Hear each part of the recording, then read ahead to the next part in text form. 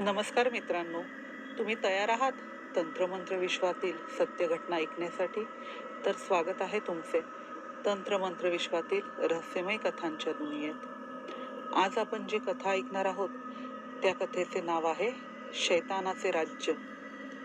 कुमार एक नौका भयकथा लेखक होता, पण त्याच्या कथा लोकांना आवडत होत्या. त्याच्या काही कथा या वास्तववादी आणि खऱ्या घटनेवरून प्रेरित असत.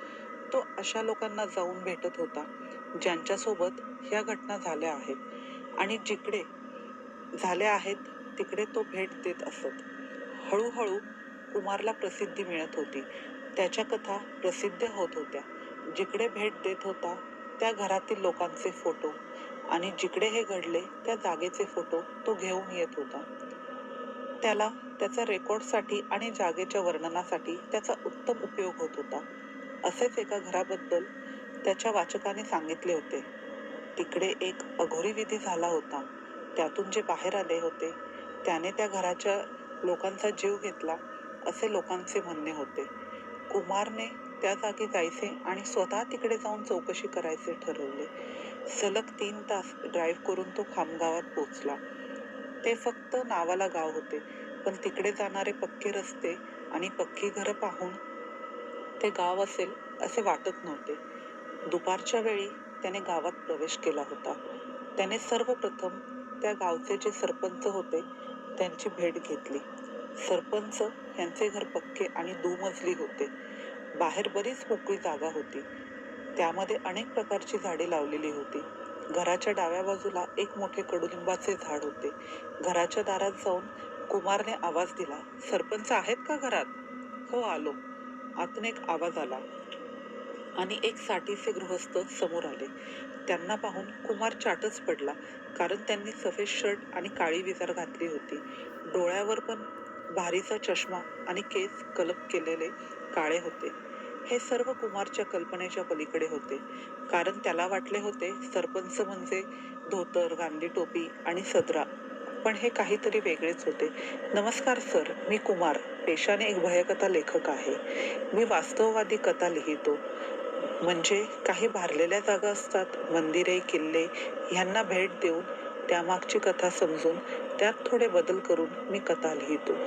माझी काही पुस्तके नुकतीच प्रकाशित झाली आहेत. तुमच्या गावाचे नाव माझ्या एका वाचकाने सुचवले आहे. या गावात सुद्धा असे काही घडले आहे, म्हणजे एक घर आणि त्यामध्ये काही अघोरी विधी झाला वगैरे. तो बोलून थांबला. तसे सरपंच काही वेळ त्याच्याकडे पाहून मग म्हणाले, तुम्ही काय करतात? ते पुस्तक लिहिणार का? सरपंचांनी विचारले. हो, म्हणजे विचार तरी तोच आहे, कुमार हसत म्हणाला. सरपंचांनी एकदा त्याच्याकडे निरखून पाहिले आणि म्हणाले, या बसा, बसून बोलू. सरपंच म्हणाले आणि त्यांनी त्या कडुलिंबाच्या खाली असलेल्या खुर्चीवर बसवले.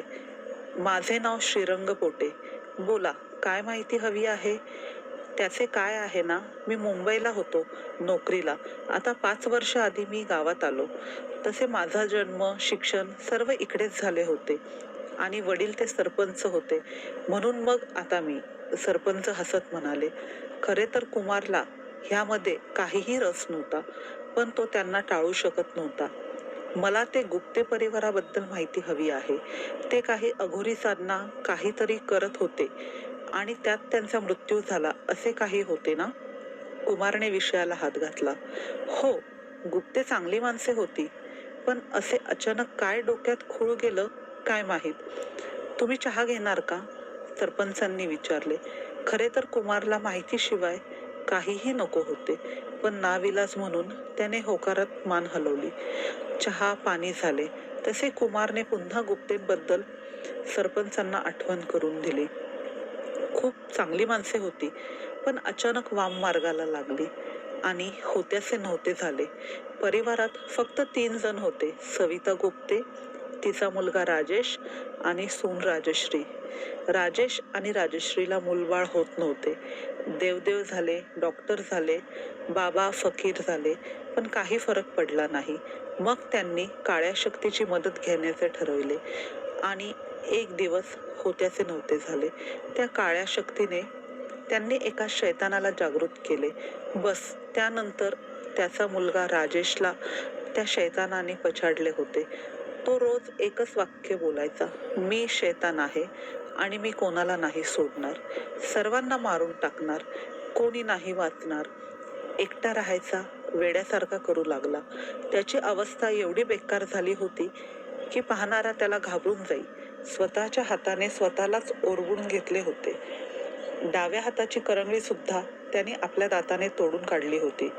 डॉक्टर झाले, अंगारे धुपारे झाले, भगत झाले, पण कोणाचा काहीच परिणाम त्याच्यावर दिसत नव्हता. त्यांच्या घरातून रोज रात्री रडण्याचे ओरडण्याचे आवाज येऊ लागले. एक वेगळाच दुर्गंध त्यांच्या घरातून येत असायचा. त्यांचे घर गावाने वाळीत टाकले होते. माफ करा, पण मला एक प्रश्न पडला आहे. त्यांना काळी विद्या येते किंवा त्यांनी काळ्या विद्येचा आधार घेतला आहे हे तुम्हाला कसे समजले? कुमारने सरपंचाचे वाक्य मध्येच तोडत विचारले. त्याचे काय आहे ना लेखक साहेब, गावामध्ये कोणाच्या घरात काय घडते हे लगेच समजून येते आणि अर्ध्या रात्री कोणाच्या घरात होम हवन, मंत्रांचे बारीक आवाज, मांत्रिकांसारखी माणसांची ये-जा होणे, गावाबाहेर नैवेद्य सापडणे ह्या गोष्टी लोकांच्या नजरेतून नाही सुटत. आणि काही गावकऱ्यांनी तर त्याच्या घरात बाहुलीचे सुद्धा प्रयोग पाहिले आहेत. सरपंच दबक्या आवाजात म्हणाला. बाहुलीचे प्रयोग म्हणजे? न समजून कुमारने विचारले. म्हणजे ते नाही का काळी बाहुलीचा वापर करतात तंत्रामध्ये तसे प्रयोग? आणि राजेशचे नंतरचे वागणे सर्व सांगून गेले की त्या घरात कसले अघोरी प्रकार चालत होते. सरपंच उसासा टाकून म्हणाले. मग पुढे काय झाले? कुमारने उत्सुकतेने विचारले. पुढे पुढे असे झाले की त्या घरातून राजेशच्या गुरगुरण्याचा, ओरडण्याचा, रडण्याचा आवाज येतच होता. त्याला बहुतेक घरात बांधून ठेवले होते. एका सकाळी घरात कोणाचीही हालचाल जाणवली नाही. दुपार झाली तरी घरातून कोणी बाहेर आले नाही. संध्याकाळ झाली तरीही काहीच आवाज नाही. शेवटी न राहून त्यांच्या आजूबाजूच्या लोकांनी घरात कानोसा घेतला, पण काही आवाज आला नाही. घर आतून बंद होते. रात्र झाल्याने कोणी दार उघडण्याचा प्रयत्न केला नाही. पण सकाळी मी पोलिसांना घेऊन आलो आणि दार वाजवले, पण काही उत्तर नाही. शेवटी त्यांनी दार तोडले. समोरचे दृश्य पाहून आम्ही तर डोळेच झाकले. दारामध्ये राजश्रीचे प्रेत रक्ताच्या थारोळ्यात पालथे पडले होते. तिच्या डोक्यात, मानेवर, पाठीवर अशा मिळून 16 वेळा भोसकले गेले होते. तिला पाहून आम्ही पुढे गेलो तर स्वयंपाकघरात सविता ह्यांचे प्रेत पडले होते. त्यांचे देखील डोके, मान, छाती आणि पोट असे मिळून 16 वेळा भोसकले गेले होते. त्याच बाजूला जे बाथरूम होते तिकडे आम्हाला राजेशचे प्रेत सापडले. त्याने स्वतःची जीभ कापली होती, डोळे फोडून घेतले होते आणि पुन्हा तसे 16 वार स्वतःवर करून घेतले होते. त्यांच्या शेजारी रक्ताने भरलेला चाकू सापडला. पोलिसांनी तपास केला आणि दार आतून बंद असल्याने व लोकांनी दिलेल्या जबानीवरून राजेश आणि राजश्रीला मूल होत नसल्याने तो वेडा झाला होता आणि वेडाच्या भरात त्याने आई आणि पत्नीचा खून करून स्वतःला संपवले. असे म्हणतात की त्या घरात अजून त्या शैतानाचा वावर आहे. रात्री अजून तिकडे कोणीतरी रडत आहे, गुरगुरत आहे असे आवाज असतात. त्या घराला लोकांनी वाळीत टाकले आहे. तिकडे दिवस पण कोणी फिरकत नाही. करायला गेले होते एक आणि झाले भलतेच. पोलिसांनी सुद्धा केस बंद केली. आता त्या घराला टाळा आहे आणि तिकडे कोणीही राहत नाही. सरपंच गंभीर होऊन म्हणाले. इंटरेस्टिंग. ह्यावर एक छान कथा लिहिता येईल मला. मनात विचार करत कुमार सरपंचाकडे वळला आणि म्हणाला, सरपंच, जर तुमची काही हरकत नसेल तर मी ते घर आतून पाहू शकतो का? पाहायला हरकत नाही, पण ते तुम्ही तुमच्या जबाबदारीवर पहा. सरपंच काहीसे विचार करत म्हणाले. ठीक आहे, मी तिकडे जास्त वेळ नाही थांबणार. फक्त काही फोटो काढेन आणि निघेल. कुमार उत्साहाने म्हणाला. घराजवळ जाईपर्यंत कुमारच्या मनात कथेबद्दल अनेक विचार येऊन गेले.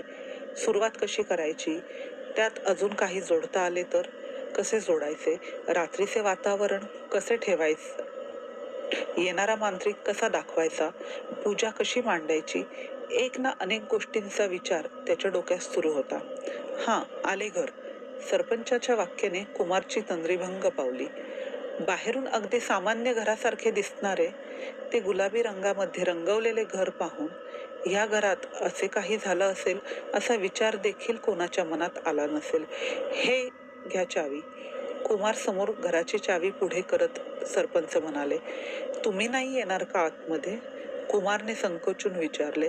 नाही, या घरात गावातले कोणीही पाऊल पण टाकणार नाही. तुम्ही पण लवकर जा आत आणि बाहेर या. हे घर चांगले नाही. आणि हो, घरातून कोणतीही वस्तू आणू नका. असे म्हणतात की भारलेल्या घरातून काही घेऊन यायचे नसते. नाहीतर त्या घरात जे काही आहे ते तुमच्या मागे येते, सरपंचाचा सल्ला देत म्हणाले. कुमारने फक्त मान हलवली, कारण अशा अनेक ठिकाणी त्याने भेटी दिल्या होत्या. तिकडून आठवण म्हणून काही ना काही घेऊन आला होता आणि आता सुद्धा ह्या घरातून तो काहीतरी घेऊन जाणार होता हे नक्की. कुमारने दरवाजाचे कुलूप उघडले आणि कडी काढून दरवाजा उघडला. दरवाजा आत करत बाजूला झाला तसे कुमारला हसू आले. त्याचा भूतप्रेत ह्यावर विश्वास नव्हता असे नाही, पण तो निडर होता. घरातून एक गरम हवेचा एक झोत बाहेर पडला.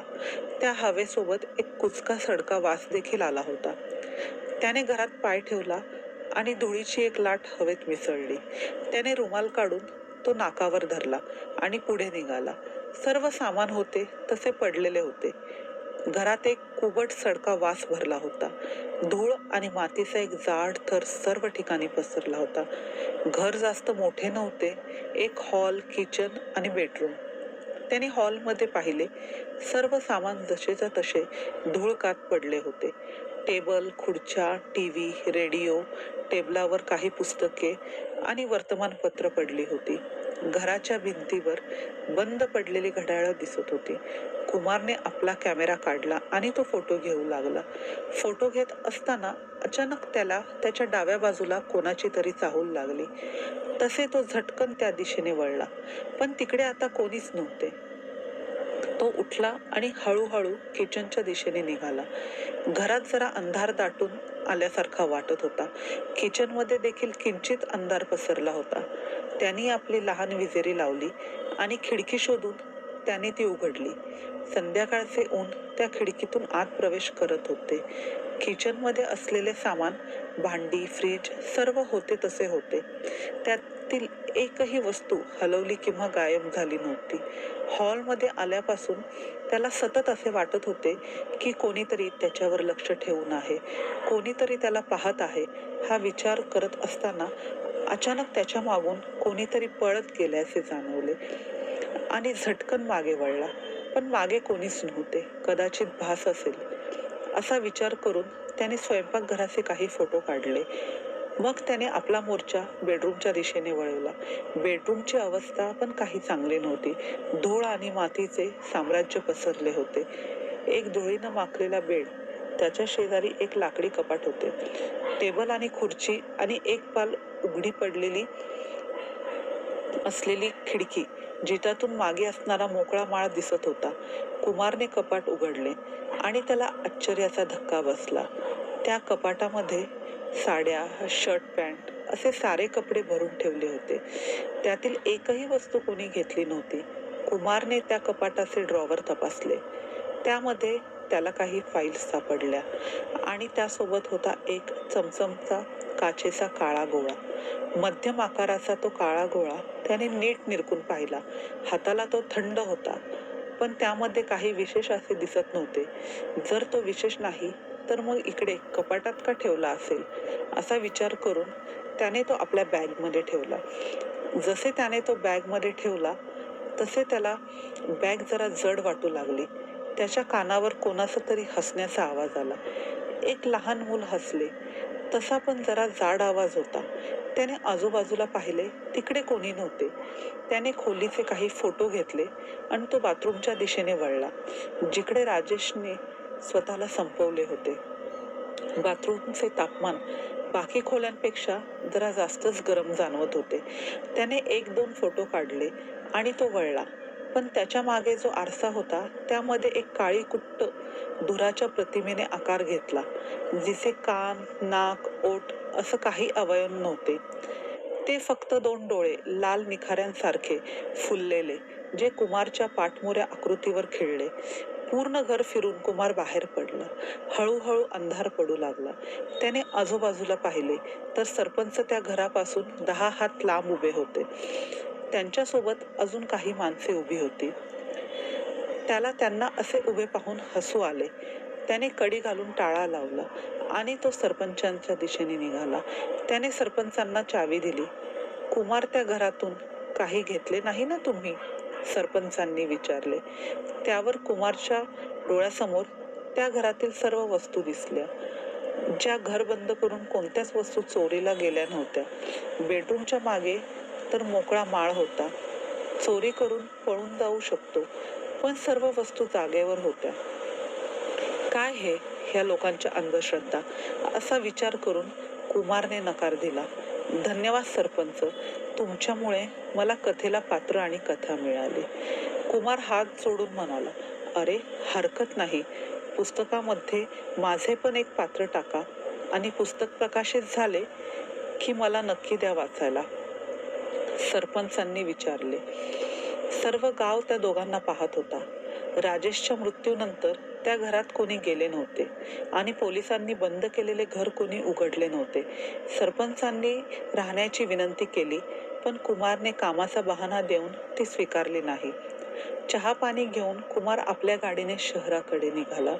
त्याला सतत असे वाटत होते की गाडीच्या मागच्या सीटवर जी बॅग आहे तिच्या शेजारी कोणीतरी बसले आहे. ह्याआधी त्याने अनेक भेटी दिल्या होत्या, पण तेव्हा त्याला असे विचित्र जाणवले नव्हते. साधारण 8च्या सुमारास कुमार घरी आला, फ्रेश झाला आणि जेवून तो कथा लिहायला बसला. कुमारचे लग्न झाले होते, पण कथा लिहिण्याची खोली वेगळी होती. त्याने आधी सरपंच यांनी दिलेली माहिती नीट ऐकली, मग त्याने काढलेले फोटो पाहिले. फोटो पाहत असताना त्याचे लक्ष त्या गोळ्यावर गेले, जो आता फिकट लाल म्हणजे गुलाबी रंगाचा झाला होता. त्याचा बदलता रंग पाहून कुमारला शंका आली आणि त्याने त्याचा फोटो काढून स्कॅन केला आणि नेटवर त्याविषयी काही माहिती मिळते का शोधू लागला.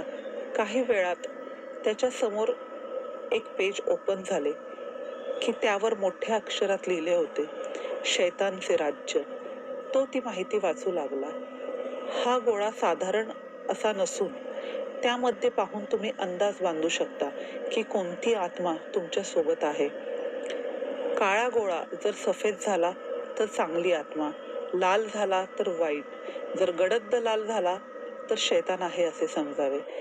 त्याचे लक्ष पुन्हा गोळ्याकडे गेले व त्याने पाहिले. त्याला काही बदल जाणवला नाही. हे सर्व गुप्ते यांना कोणी दिले असेल, कारण सरपंच यांना पण माहीत नाही जास्त. माहिती असते तर त्यांनी सांगितले असते. ही काळी विद्या कोणी शिकवली असेल त्यांना, आणि ते तरी का सांगणार कोणी शिकवली असेल? कोण बोलेल मी काळी विद्या करतो?